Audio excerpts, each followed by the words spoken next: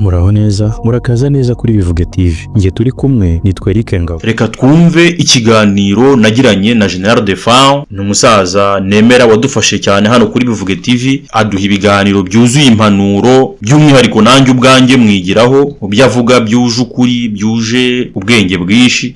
Nagira ngo tumutege amatwi ikiganiro twagiranye twembi, twumve icyo atekereza kuri fake life.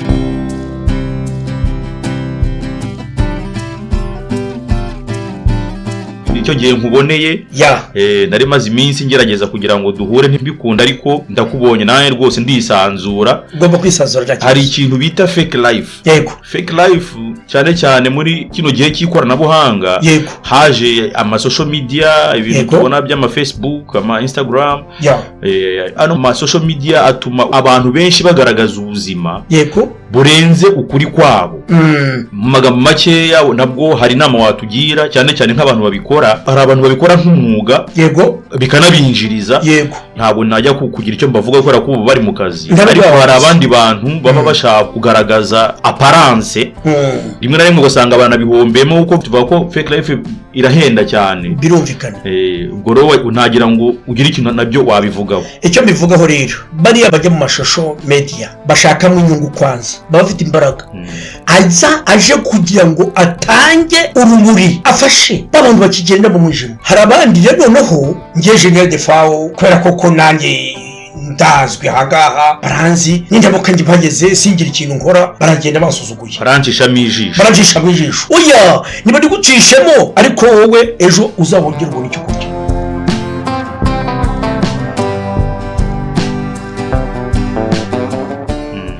Nibyo bakunze kwita gutwika. Sinzi niba izi terime zigezweho uzumva. Yego. Ukagenda ukajya nk'ahantu ugakodesha imyenda. Yego. Cyangwa se nk'icupa rihenze ugashyiramo amazi, ugateka imbere yawe nta kintu kirimo. Ibyo twise fake life. Ugatwika ariko mu by'ukuri ibintu bitari reyera, atari ibintu bifatika, ari nk'abaringa. Ibyo ngibyo rero ndagira ngo mbagire inama abari kuri social media mwese, abantu bakurikirana ibijyanye n'ikoranabuhanga. Twabonye ni ryiza, ndanarishima ngewe, ariko tugomba no gushishoza. Ugomba gukurikirana umuntu uguha impuguro zikwigisha uburyo wabaho, uko uburyo ubuzima bwawe bwamera neza, uburyo wakotera imbere, ubuzima ufite mbere uko buzaba bumeze. Uwo nguwo umva ari kukubwira, akugira inama y'ibyo ukuntu ukwiye gutera imbere. Bikurikirane. No wa wundi ukwereka ngo ibitangaza, uwo nguwo afite icyo afite ashaka kugeraho, ashaka kugukuramo n'ubwenge wari ufite, ashaka kubukwambura. Uvuge ngo uriya muntu yararenze, ngo ararenze wageze kuri. Oya, hari umuntu rero ushobora kuza akakwigisha uburyo bwo kubaho, akwigisha ubuzima ubwa none n'ubw'ejo, akakwigisha uburyo ugenda wunguka kumenya mu rugendo rwawe rwo kubaho, akagutera imbaraga. Izo zitwika ariko zifite icyo target babyita mu Kinyarwanda, icyo zigamije. Zifite icyo zigamije kugira ngo wowe ukore mu mufuko, akwambura ibyo ufite byose. Scam. Yego. Kwa kundi bavuga ngo umwana wamushuka ukamuha ikibiribiri akaguha inkoko, ugasigana ikibiribiri utari burye wakajyana inkoko ajya kurya.